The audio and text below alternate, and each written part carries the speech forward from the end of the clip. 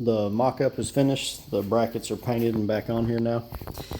So a few things that I did that I noticed would be an issue for just longevity of the tank.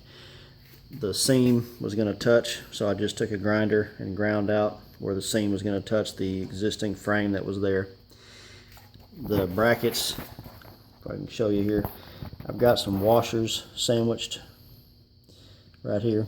It just keeps the right spacing off of this little factory frame piece, so we don't put the side of the fuel tank in a bind is all.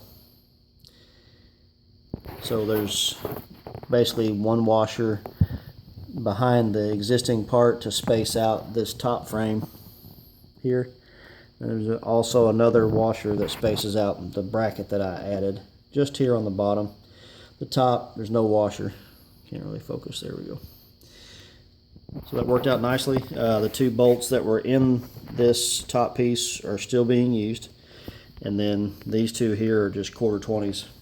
The tank has to be tapped, so you can use self-tapping screws or just use a tap and go ahead and tap the side of the tank. Same on this side. I notched the back side right here to make sure this seam doesn't rub and eventually crack. The fuel turned out pretty good. New fuel filter in line just because it's time for it. Ran the fuel filter just with an extra piece of like 5/8 heater hose split in half just as a insulator, keeps it from chafing. Zip tie it right there with the battery cable, and it runs back behind there. You can kind of see it there snaked in, kind of barely see it. It just runs back. I didn't go straight up to the battery because I wanted a service loop, so if I ever have to take the battery out, I can just lift the fuel tank out and leave it attached right there. So it has a little fuel line. You know, it's all pretty close, but it fits well enough. This shield I added, and it's a piece of thin aluminum.